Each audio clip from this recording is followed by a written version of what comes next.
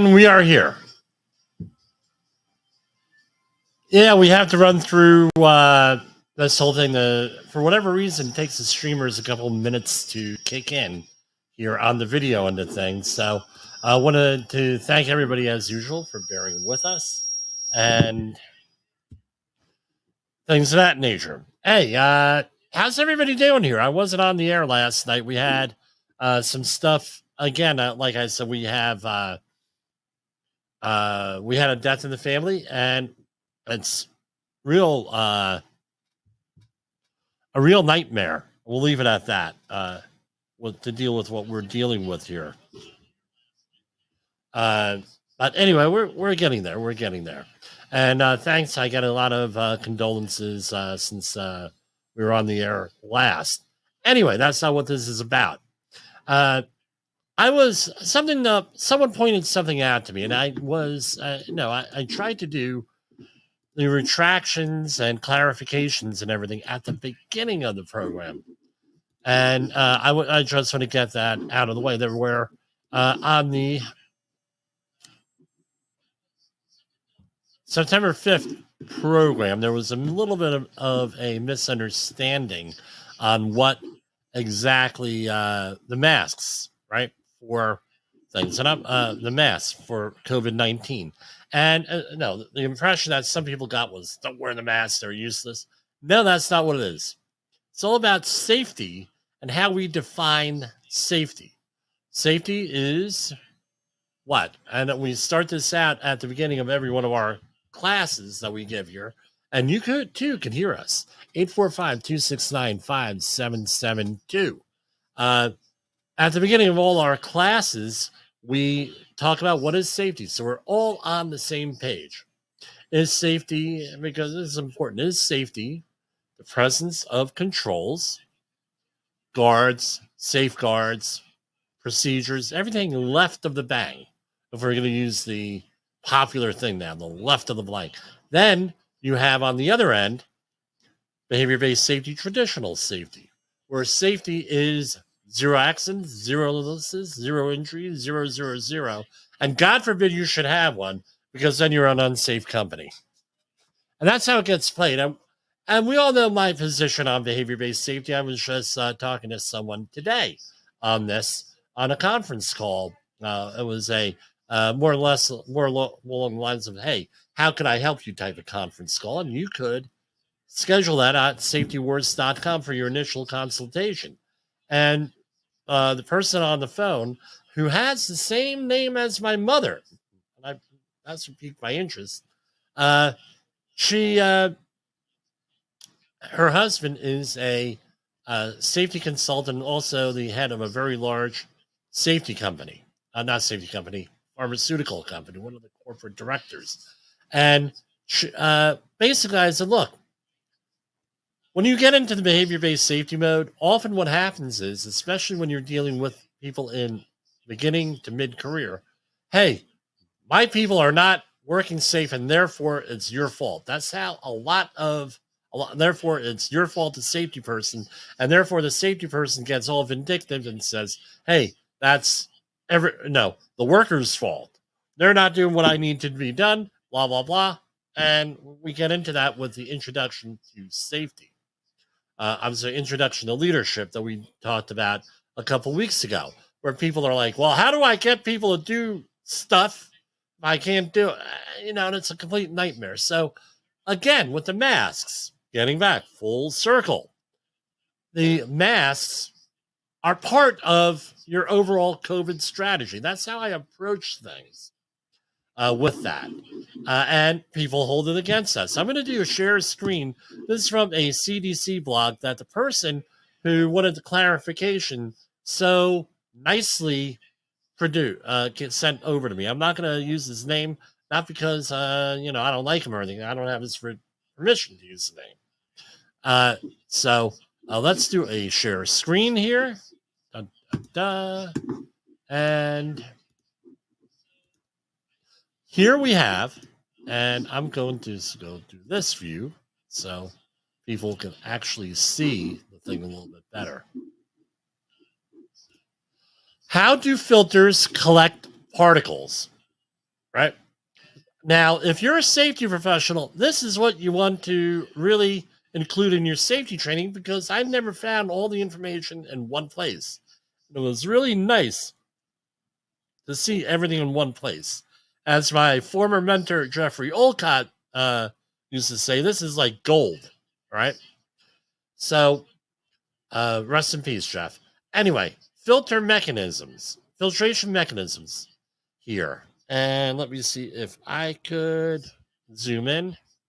How do filters collect particles? And this is for air. Inertial impaction. With this mechanism, particles having too much inertia due to size or mass cannot follow the airstream as it was diverted around a fiber filter. This mechanism is responsible for collecting larger particles. Interception. As particles pass close to a filter fiber, they may be intercepted by the fiber. Again, this mechanism is responsible for collecting larger particles. Then you have diffusion. Small particles are constantly bombarded by air molecules, which cause them to deviate from the airstream and to come into contact with a filter fiber. This mechanism is responsible for collecting smaller particles. And number 4, electrostatic attraction. Oppositely charged particles are attracted to a charged fiber. This collection mechanism does not favor a certain particle size. In all cases, once a particle comes into contact with a filter fiber, it is removed from the airstream and strongly held by molecular attractive forces. This is the whole origin, I'm told, of the NPNR type situation for filtering face fused respirators. As seen in Figure 2, there is a particle size at which none of the mechanical collection mechanisms is particularly effective. This most penetrating particle size, you gotta love this acronym, MPPS, marks the best point at which to measure filter performance. If the filter demonstrates a high level of performance at the MPPS, right, that is the most penetrating particle size, then particles both smaller and larger will be collected with even higher performance. This is perhaps the most misunderstood aspect of filter performance that bears repeating. Filters do not act as sieves. One of the best tests of a filter's performance involves measuring particle collection at its most penetrating particle size, which ensures better performance for larger and smaller particles. Further, the filter's collection efficiency is a function of the size of the particles and is not dependent on whether they are bioaerosols or inert particles. So right here, we have this right here. Particle size. And if you go on this graph, right, there's 0.1 microns, and this is 1.0 microns. So if you go 0.1, 0.2, 0.3, hey Jimmy, that rings a bell here, right? 0.3 is where they test filtering face fused respirators.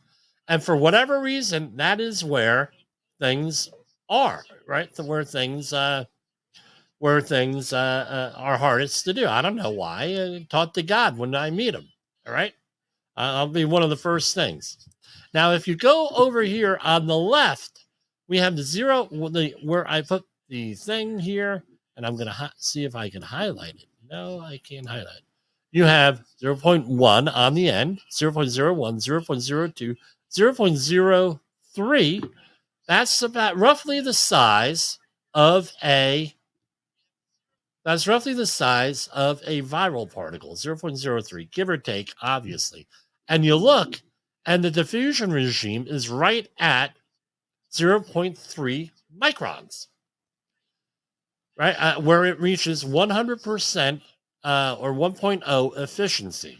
1.0 efficiency. Okay, so what does that tell you? And if you go a little bit smaller, which is 0.2 to 0.3, it approaches 100%. Now, what's the point? This is why the N95 masks are effective for viruses. So consider this whatever it is, a correction, retraction, clarification, whatever you want to do it. But This is very important. This is one of those web pages, and I should make this into a separate video here on exactly for this, right? And then it tells you this testing regime here. Now, something I want to point out to everybody here is this. And the article or the blog post goes into this. For this to work, right? This is all done under laboratory conditions. For this to work and for respirators to work, they have to be used 100% of the time. They have to fit right. So you have to be medically trained, medically fit to wear them. You're fit tested. You need everything to work, right? So this is why when you go down with the hierarchy of controls that we're all worried, we're all concerned about, no, elimination, substitution, engineer, administrate, and PPE. PPE is on the bottom because if you're going to rely on PPE for anything, COVID, for hand protection, for hard hat, anything like that, you got to guarantee that that's going to be 100% of the time worn and used properly, and everything else. That's why we talk about safety being a function of controls, where we're going to have control, right? We're going to have multiple controls. We're going to be concentrating at what we call left of the bang.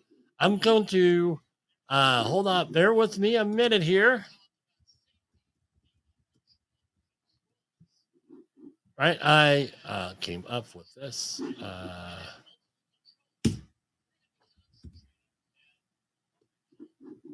So here we have here.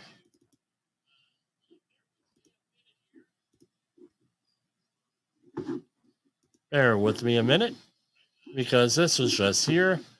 I tell you what, we're going to go to commercial break, which is our custom. And I'm pulling up another thing and it's not working. And we'll do that. In a world where danger lurks in every corner, one man stands as a beacon of hope. Jim Polzel, a veteran safety expert with over 3 decades of experience, now bringing his knowledge to you with Safety Wars.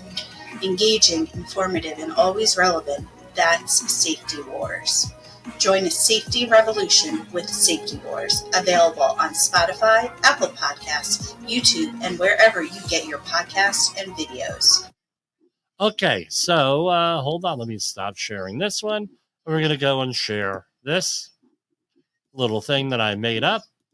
And again, this is not comprehensive, right? Because this could be built out pretty big here. And I'm going to do this and this. Okay, here we have left of the bang and right of the bang. I know it's cliched. I know it's been used. But I've never really seen this used in the safety field. Just like we had the leadership pyramid, we have left of the bang and right of the bang. So here we have left of the bang, where that's where you do all your accident prevention, your training, your plans, your regulations, your hierarchy controls, PPE, work modes, right? Putting people in the skills mode. Jens Rasmussen, equipment inspection, good work habits, first aid training, emergency action, all that stuff into prevention. And then you have the bang. That's the event, whatever you're dealing with. Now you're into everything else. Let's talk about what's there. Moral hazard, first aid, emergency response, regulatory oversight and involvement, accident management, workers' comp, accident investigation, root cause analysis, lawyers, human resources, PTSD, family notifications, funerals, hospitalization, police, fire department, emergency management. We could go on and on. Now, here's my question for you. Where do you want to be on that? You want to be left of the bang. You want to be prevention. 100% prevention. You don't want to be there on the right. There on the right response. Now, what ends and again with the conversation I had with a colleague where we had the initial consult today was the she's getting her safety people that she's hiring and she's interacting with are all concerned about after the bang. We got to do this. We got to do this. We got to do this. We got to. Okay, fair enough. They're on that.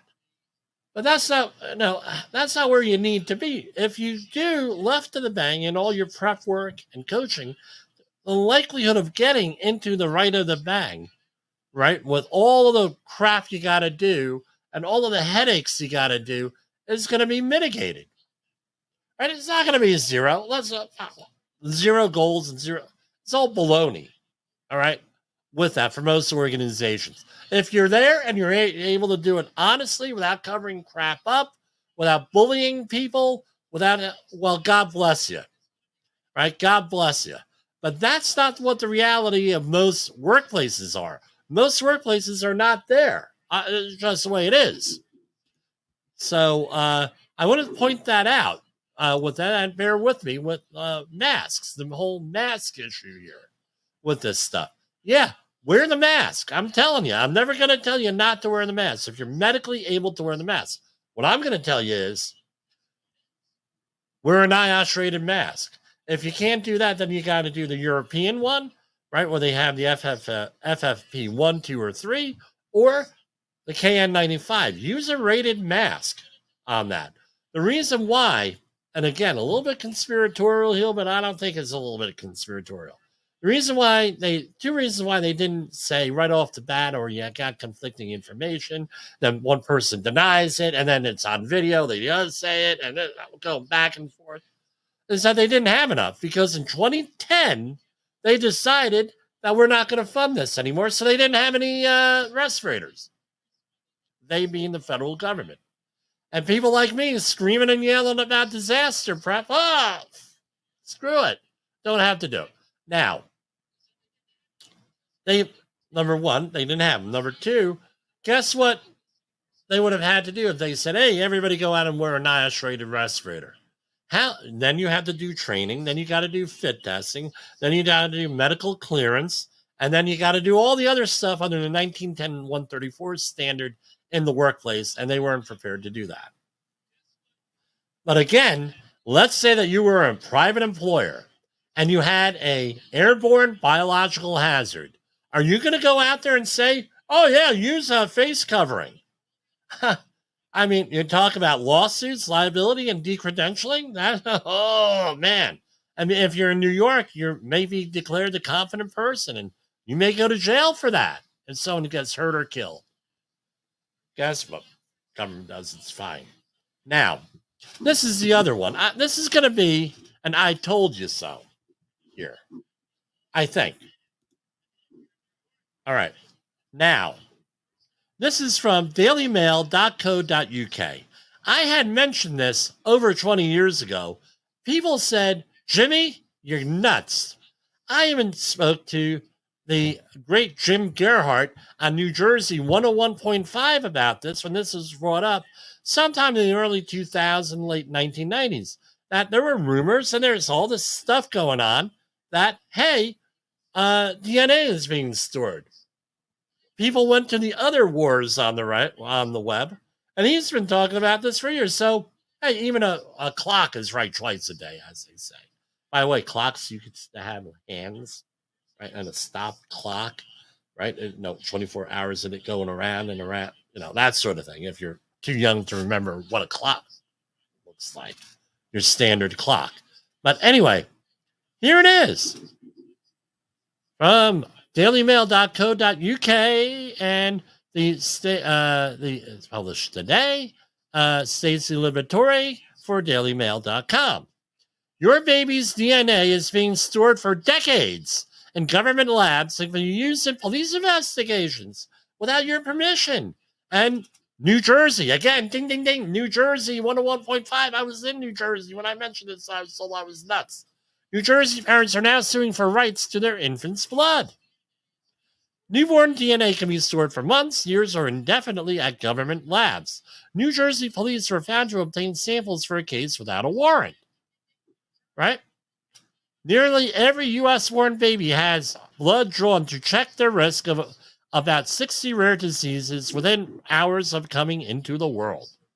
What many parents may not know is that these DNA samples can be stored in a government lab indefinitely, allowing law enforcement access to blood for investigations into a child's relative. So, for example, your relative kills somebody, rapes somebody, DNA is left behind. Guess what? They can find your relative based on probability and identify him based on your DNA. I know people who will not do the 23andMe thing. And I did it. And you know what? I found it very empowering. It was actually, I felt, man, empowered. I got all this genetic background. I mean, it's good. I found out I'm part I'm part West Indian, Malawi, I think it's called. West Coast of India, Persian, right? Cousins with Alexander Hamilton.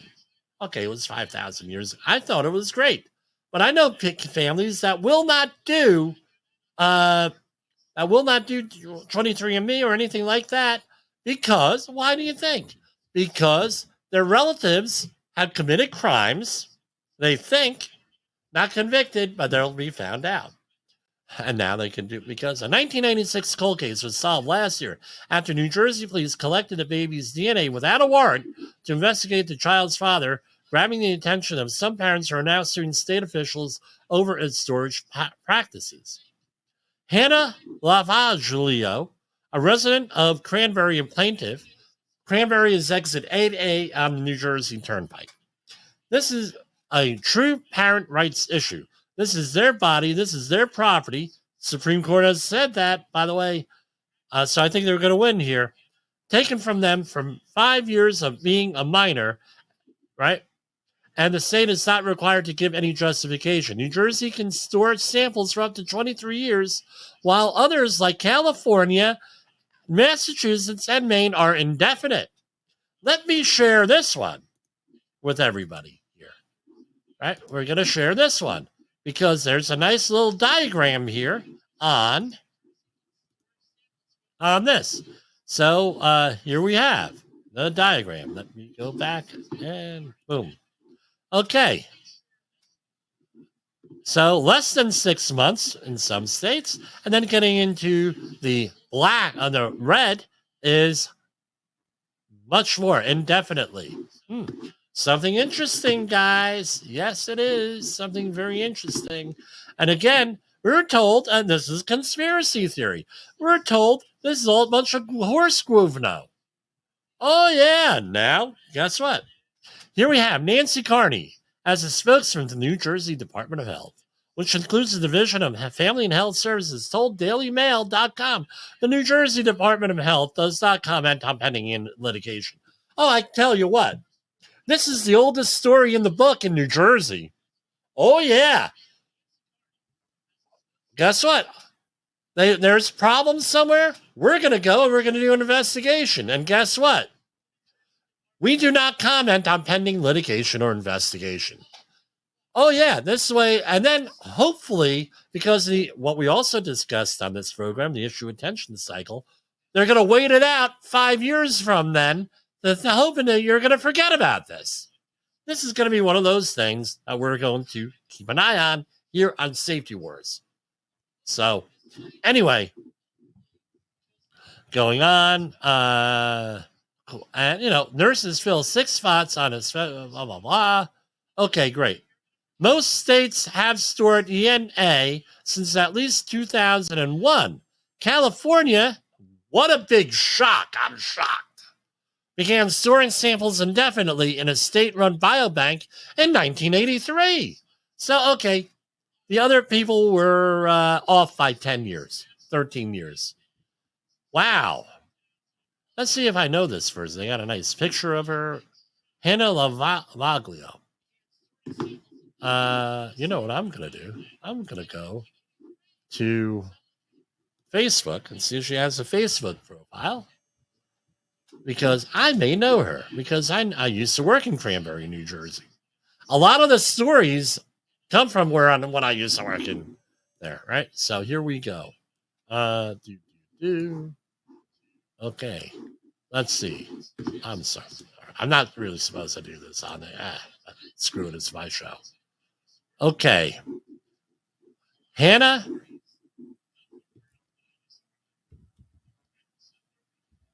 Wow. From New Jersey. Lalov.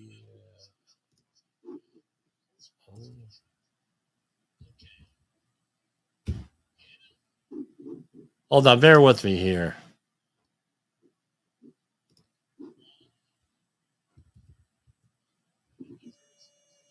Okay, well, here it is. Okay. Okay, she has posted this posted this publicly on her Facebook page. So you may want to check it out. I don't know. Anyway, something interesting to talk about. What was omitted from the article is that she is a pastor at the First Presbyterian Church of Cranbury. Now you're going to say, Jimmy, okay, what's the big deal about the First Presbyterian Church of Cranbury? Okay, again, I why do I remember this crap? I don't know why I remember it. That is the church of Todd and Lisa Beamer. And if you remember from September 11th, he said, let's roll. And he was a member of that church. So something to think of. Remember. Why do I remember that? So I can't even remember my phone number half the time. Anyway.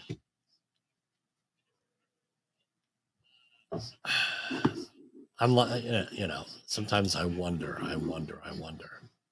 Okay, we're going to take a brief timeout here because this computer is not cooperating. In a world in the professional safety community, communication and planning are just a few keys to your program's success. The question many practitioners have is, where do I start? Dr. Jay Allen, the creator of the Safety FM platform and host of the Rated R Safety Show, has built a global foundation to help you along the way. Go to safetyfm.com and listen to some of the industry's best and most involved professionals, including Blaine Hoffman with the Safety Pro, Sam Goodman with the Hop Nerd, Sheldon Primus with the Safety Consultant, Jim Pozell with Safety Wars, Emily Elrod with Unapologetically Bold, and many others. As individuals, we can do great things, but as a team, we become amazing. Dial into safetyfm.com today and surround yourself with a powerful force of knowledge and support. OSHA recordables, catastrophic losses, environmental disasters. You want answers? So do I. This is Jim Posel with Safety Wars. That's my daddy. Yes, Jessica, I am your daddy. Safety Wars is streaming now.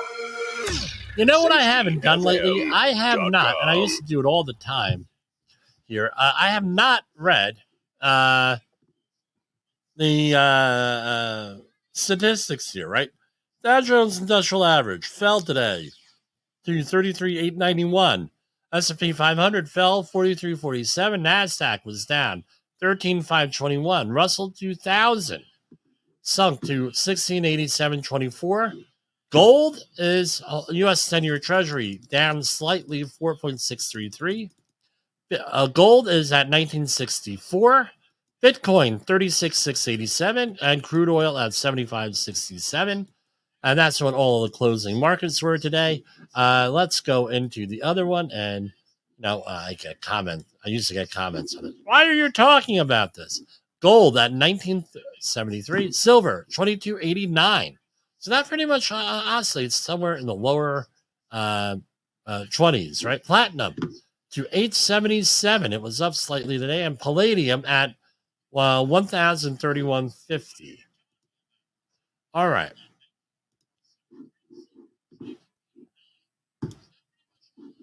All right. What else we got here going on today? This, and we have that. Boom. This is from some of the press releases that are out there from the Centers for Disease Control.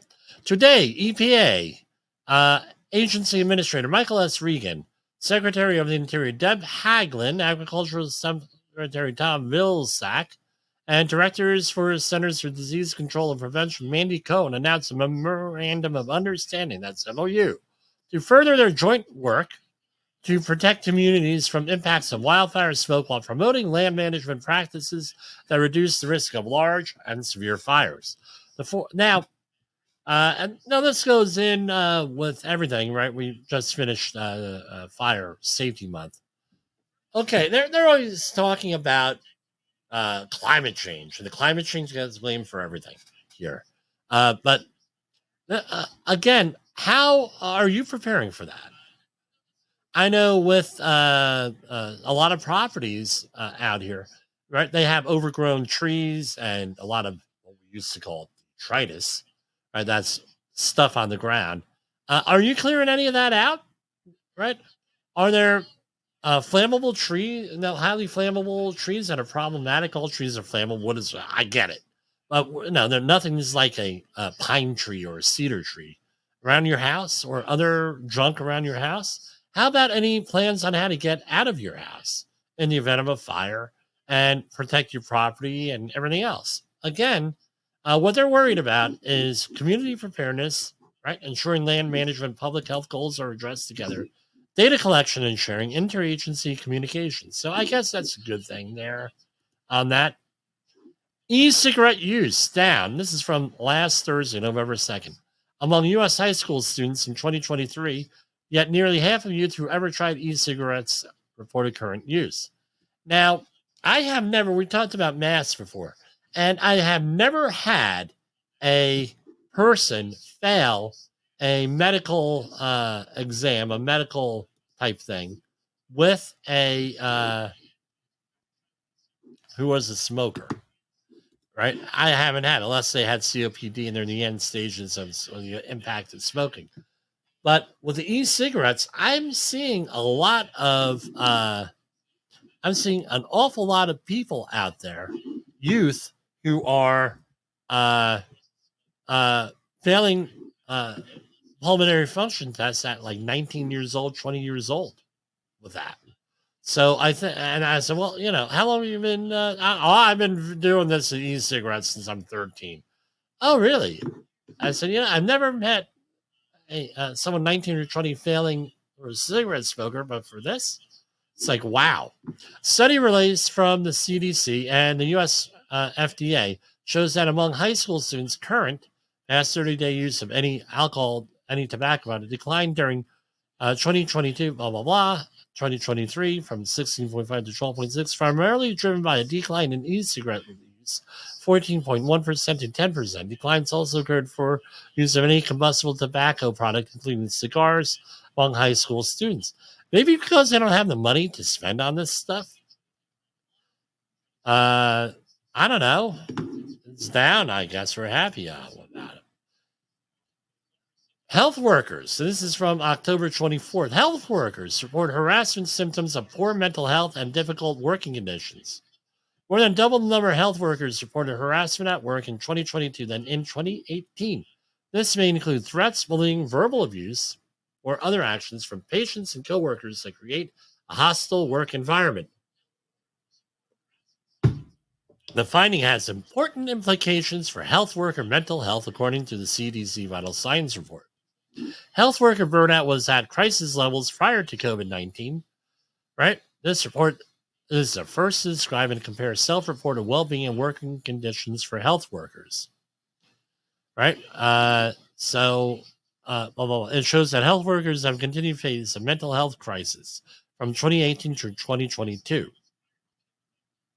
All right, and they have a nice graphic here again. Reported feelings of anxiety. 85% did experience it. Feelings of depression, 60%. And reported feelings of burnout, this is a surprising one, 81%. The people who did not experience harassment, right, they reported 53% felt anxiety, 31% depression, and 42% burnout. So I think that we have a problem here, gentlemen and ladies. Here again, burnout environments. Maybe I kind of, maybe tomorrow we'll do the rules for radicals. And I'm going to say this much. They should probably be part one. Probably should be part one, the intro to leadership, because getting over this stuff is a part of that is leadership.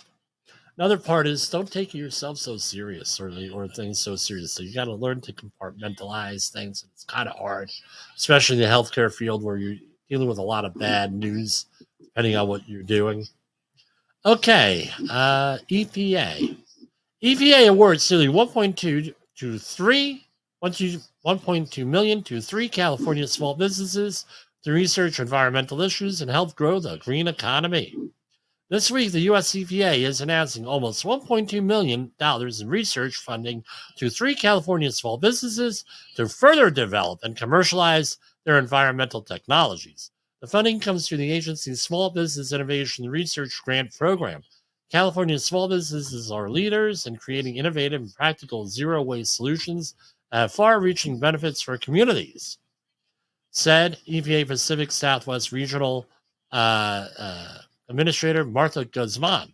These companies' efforts to bring their technologies to market will advance the circular economy while reducing waste that ends up in a landfill. Okay, great. And now, let me see. Where is this coming from? Oh, it didn't come from the stimulus bill. Oh, wait, wow.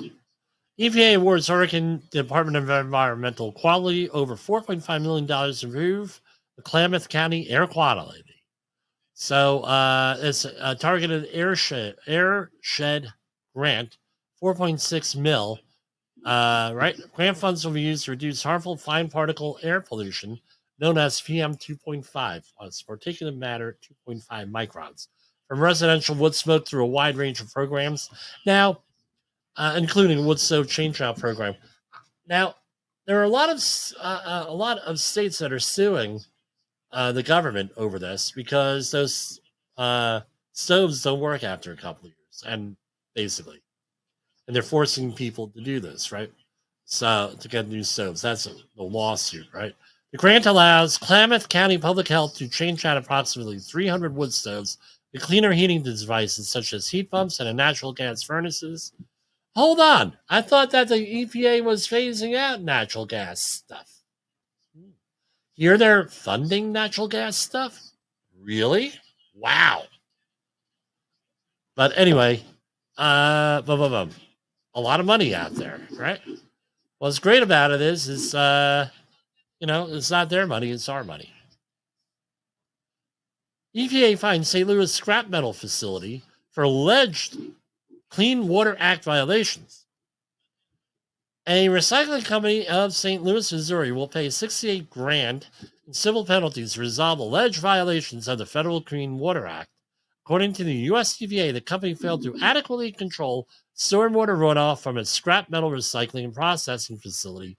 EPA says that these failures could result in illegal discharges of pollution to the Tennessee River. Okay, great.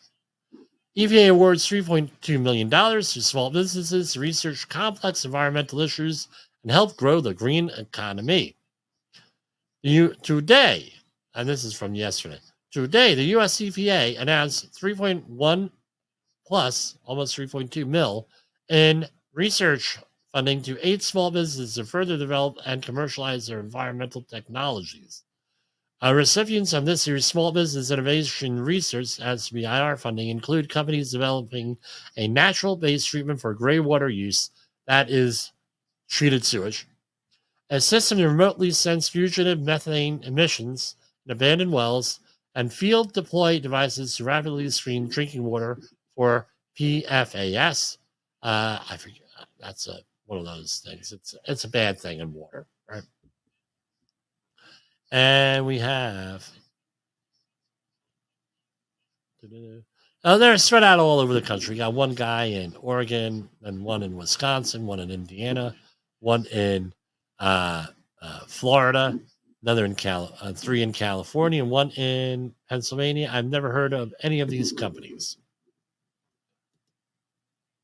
And let's do a time check here. We're going to go to commercial break. Have you listened or watched the Safety War Show? It does stream live on the radio and on the streamer-emers that we have. So if you have not taken a listen to Jim Bolzel and what the hell he's doing every evening with Safety Wars, I would strongly encourage you to take a view or take a listen, whichever option is available for you, and take a listen to what the hell he has going on. It will take some deep dives and some information that you might be interested in. Okay, so we are back. We're in our final couple of minutes here of the show. We started a little bit late. I apologize on that. We got a lot of stuff going, a lot of moving parts. All right. Here's one from Study Finds from John Anderer, Aurora, Colorado. What's the average age of a person entering long-term care? Researchers from the University of Colorado on Schutz Medical Campus now have an answer to this difficult question, as well as how long older adults will likely live with a disability before opting for a nursing home. Turns out the number is now 84 years old, usually preceded by months of both severe disability and escalating caretaking by the person's loved ones at home. I tell you what, once you get up there in years, you got to consider this stuff here and the costs and what you're going to do with this and what the appropriate thing to do is with that. And I'm going to say this much also. If you're a religious person or whatever, I would check what your denominations or your branch of religious, whatever your affiliation is or anything like that. I would check what their guidelines are, because the churches and synagogues, I'm sure the mosques and temples and everything else that are out there have stuff in place already for this. That's a good place to start. Another good place is your financial planner, and start early on that. Some other stuff. Anyway, that's what I got tonight here for this. And we're going to go and share screen again one last time. We put together a little outro video, and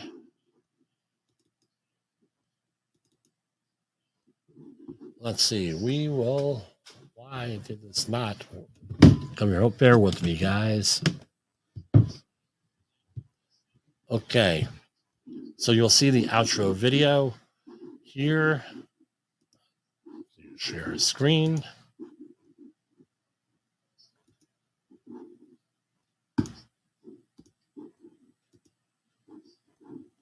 And we'll be seeing you tomorrow night here, and we'll see you.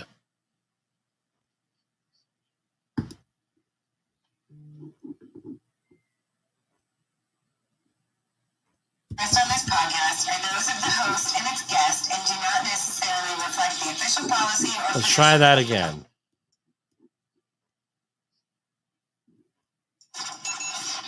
The views and opinions expressed on this podcast are those of the host and its guest and do not necessarily reflect the official policy or position of the company. Examples of analysis discussed with this podcast are only examples. They should not be utilized in the real world as the only solution available, as they are based only on very limited and dated open source information. Assumptions made within this analysis are not reflective of the position of the company. No part of this podcast may be reproduced, stored in a retrieval system, or transmitted in any form or by any means, mechanical, electronic, recording, or otherwise, without prior written permission of the creator of the podcast, Jay Allen.